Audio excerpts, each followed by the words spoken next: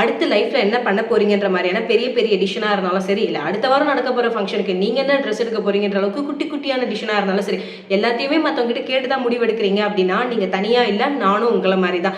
எப்பவுமே சரி, நம்ம மற்றவங்க லைஃப்பில் வந்து ஏதாவது பிரச்சனையாக இருந்தாலும் சரி, இல்லை பெரிய முடிவுகள் எடுக்கணும்னாலும் சரி, அசால்ட்டாக எடுத்து கொடுத்துட்டு போயிட்டே இருப்போம். பட் நம்ம லைஃப்பில் வந்து நைட்டுக்கு என்ன டின்னர் பண்ணுறதை கூட அவ்வளோ நேரம் உட்காந்து யோசிச்சுட்டு இருப்போம். இதுக்கெல்லாம் காரணம் ஒன்றே ஒன்று தான். என்னன்னா, நானே என் லைஃப்பில் ஒரு முடிவெடுத்து அது விளங்காமல் போயிடுச்சுன்னு வச்சுக்கோங்களேன், மொத்தப்படி என் மேலே வந்துடும். இதுவே நான் இன்னொருத்தர் சொல்லி அந்த முடிவு எடுத்தேன்னு வச்சுக்கோங்களேன், உன்னால தான் என் லைஃப் இப்படி ஆயிடுச்சுன்னு சொல்லிட்டு அவங்க மேலே பழைய தூக்கி போட்டு நம்ம போயிட்டே இருக்கலாம். ஸோ நாம எப்போ வந்து நம்ம லைஃப் டிசிஷன்ஸ் எல்லாத்தையுமே இன்னொருத்தன்ட்ட கேட்குறோமோ அன்றைக்கே நம்ம லைஃபோட கண்ட்ரோல் நம்ம கிட்ட இருந்து போயிட்டு இருக்குன்னு அர்த்தம். ஸோ இதெல்லாம் வேலைக்கு ஆகாதுன்னு சொல்லிட்டு எனக்கு என் லைஃப்பில் ரொம்ப பிடிச்ச 4 பேரோட வீடியோஸ் எல்லாம் பார்த்துட்டு எப்படி வந்து லைஃப்பில் கரெக்டான டிசிஷன்ஸ் எடுக்கணும் அப்படின்றத கற்றுக்கிட்டு வந்து இங்கே உட்காந்து வீடியோ எடுத்துட்டு இருக்கேன். ஸோ வாங்க வீடியோக்குள்ளே போகலாம். Hi, I am Preethi and நீங்கள் இப்போ தான் ஃபஸ்ட் டைம் நம்ம சேனல் போகிறீங்கன்னா மறக்காமல் சப்ஸ்கிரைப் பண்ணிட்டு ஃபர்ஸ்ட் ஆஃப் ஆல் ஏன் இந்த 4 பேருன்றதை சொல்லிடுறேன். என்னோட லைஃப்பில் ஒவ்வொரு ஸ்டேஜ்லையுமே சரி, உங்க வீடியோஸ் வந்து என்னை ரொம்ப இன்ஸ்பயர் பண்ணியிருக்கு. ஸோ அதனால தான் இந்த 4 பேர். இதில் ஃபர்ஸ்ட் ஒன் வந்து மெல் ராபின்ஸ். அவங்க என்ன சொல்கிறாங்கன்னா, நம்ம லைஃப்பில் எப்போ டிசிஷன் எடுக்கணும்னாலும் சரி, நம்மளோட பிரெயின் சொல்கிறத கேட்கறத விட நம்ம மனசு சொல்கிறத கேட்டு முடிவெடுத்தோம்னா அந்த முடிவுகள் வந்து கரெக்டாக இருக்கும் அப்படின்ற மாதிரி சொல்கிறாங்க. இது வந்து மூவிலேயே சொல்லுவாங்க, தலைவராக தளபதியாக தெரியல, யாரோ ஒருத்தவங்க வந்து சொல்லுவாங்க மனசு சொல்கிறத கேட்டு தான் முடிவெடுக்கணும் அப்படின்னு சொல்லிட்டு. ஸோ அதை வந்து மறக்காம மைண்டில். ரெண்டாவது வந்து அலி. அவர் என்ன சொல்கிறாருன்னா, இப்போ நம்ம ஒரு முடிவெடுக்கணும் அப்படின்றக்கப்ப நம்ம மைண்டுக்குள்ளே சில கேள்விகள் வந்து போகணும். என்னன்னா, ஃபர்ஸ்ட் ஒன், நான் இதை முடிவெடுத்தா மிஞ்சி போனால் என்ன ஆகிடும். ஃபார் எக்ஸாம்பிள், உங்களுக்கு யூடியூப் வந்து ஸ்டார்ட் பண்ணணும்னு ஆசை, பட் வந்து யூடியூப் ஸ்டார்ட் பண்ண பயமாக இருக்குது அப்படின்னா, மேபி நான் யூடியூப் ஸ்டார்ட் பண்ண என்ன நடக்கலாம், வியூஸ் போகாமல் இருக்கலாம், அப்படி இல்லைன்னா நெகட்டிவ் கமெண்ட்ஸ் வரலாம். இதுதான் மிஞ்சி போனால் நடக்க போகுது. ஸோ இதை தவிர வேற என்ன நடந்துரு போகுது. ஸோ அந்த மாதிரி வந்து நம்ம எடுக்கக்கூடிய டிசிஷனுக்கு மிஞ்சி போனால் என்ன கன்சிக்வன்சஸ் நடக்கும்ன்றதை யோசிக்கணும் அப்படின்றாங்க. அண்ட் ரெண்டாவது வந்து என்னன்னா, வந்து உங்களோட கடைசி காலத்தில் நீங்கள் இதை பற்றி யோசிப்பீங்களா. லைக் வந்து இப்போ வந்து நான் பிஸ்னஸ் ஸ்டார்ட் பண்ணணும்னு நினைக்கிறேன், பட் இருந்தாலுமே வந்து என்னோட கம்ஃபர்ட் விட்டு வெளில வர எனக்கு பயமாக இருக்குது அப்படின்ற ஒரு பயத்திலே வந்து உட்காந்து நம்ம நார்மல் ஜாப் பார்த்துட்டு இருப்போம். பட் நம்ம கடைசி காலத்தில் நம்ம கண்டிப்பாக யோசிச்சிருப்போம், சரி ரிஸ்க் எடுத்துருக்கலாமோ, இன்னும் கொஞ்சம் நல்ல லைஃப் வாழ்ந்துருக்கலாமோன்ற மாதிரி தோணும்ல. ஸோ அதையும் வந்து யோசிச்சு பார்த்துக்கோங்க. என்னோட கடைசி காலத்தில் நான் இப்போ இருந்தால் இந்த முடிவு நான் எடுப்பேனா, அதை வந்து யோசிச்சுக்கணும் அப்படின்றாங்க. அண்ட் மூணாவது வந்து என்னன்னா, இப்போ நான் எடுக்கக்கூடிய முடிவு ஒரு 10 வருஷத்துக்கு அப்புறம் கூட வந்து நான் யோசிச்சா ரெக்ரெட் பண்ணக்கூடாது, அந்த மாதிரியான ஒரு முடிவாக இருக்கணும். அதாவது வந்து ஃபியூச்சர் ஃபோர்காஸ்டிங்காக திங்க் பண்ணி டிசிஷன் எடுக்கணும் அப்படின்ற மாதிரி அலி சொல்கிறாங்க. மூணாவது வந்து பார்த்தீங்கன்னா சத்குரு. இவர் வந்து என்ன சொல்கிறாருன்னா, நீங்கள் ஒரு முடிவு எடுக்கணும் அப்படின்னா வந்து உடனே பக்கத்தில் இருக்கக்கூடியவங்க கிட்ட அண்ட் சோஷியல் மீடியாவில் போய் ஷேர் பண்ணுறது அது எல்லாத்தையும் விட்டுட்டு ஃபஸ்ட்டு நீங்கள் வந்து அமைதியாக இருங்க, மெடிடேட் பண்ணுங்கள், ஹாப்பியாக இருங்க, ஜாலியாக இருங்க. அதுக்கப்புறம் வந்து கிளியராக வந்து ஒரு முடிவெடுங்க. பிகாஸ் நாம் வந்து ஒரு மாதிரி கன்ஃபியூஷன் ஸ்டேஜில் இருக்கிறப்ப நம்ம ஒரு முடிவு எடுத்தோம்னு வச்சுக்கோங்களேன், அது வந்து ஒர்க் அவுட்டே ஆகாது. ஸோ ஃபஸ்ட்டு நீங்கள் ஹாப்பி ஆகிட்டு அதுக்கப்புறம் வந்து எது கரெக்டுன்னு யோசிச்சிங்கன்னா உங்களுக்கு ஒரு கிளியரான பிக்சர் கிடைக்கும் அப்படின்ற மாதிரி சொல்கிறாங்க. அண்ட் ரெண்டாவது வந்து சத்குரு என்ன சொல்கிறாருன்னா, நீங்கள் 10 வருஷத்துக்கு முன்னாடி ஒரு முடிவு எடுத்திருப்பீங்க.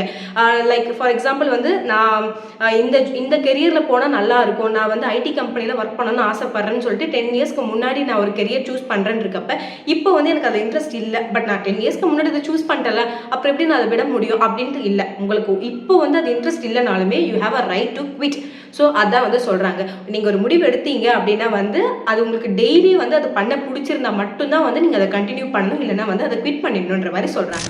ஃபைனலி கோபால் தாஸ் வந்து என்ன சொல்கிறாருன்னு பார்த்தீங்கன்னா, லைஃப்பில் வந்து கரெக்டான டிசிஷன் தப்பான டிசிஷன் ஒன்று கிடையவே கிடையாது. நீங்கள் கரெக்டான டிசிஷன் எடுத்தீங்கன்னா லைஃப் உங்களுக்கு பிடிச்ச மாதிரி இருக்கும். இல்லை நீங்கள் தப்பான டிசிஷன் எடுத்துட்டீங்க அப்படின்னா வந்து கண்டிப்பாக உங்களோட எக்ஸ்பீரியன்ஸை வந்து பின்னாடி வர சந்ததிகளுக்கு நீங்கள் சொல்லலாம். ஸோ வந்து எதுவுமே வேஸ்ட் ஆகாது. ஸோ அதனால் லைஃப் வந்து சிம்பிளாக எடுத்துகிட்டு போங்கன்ற மாதிரி சொல்கிறாங்க. ஸோ இப்போ வந்து எப்படி கரெக்டான முடிவு எடுக்கணுன்றத ஒரு ஃப்ரேம் ஒர்க்கோட உங்களுக்கு நான் சொல்ல போகிறேன். ஃபஸ்ட்டு வந்து பார்த்தீங்கன்னா, இந்த ஃப்ரேம் ஒர்க்கோட பேர் வந்து கிளியர்.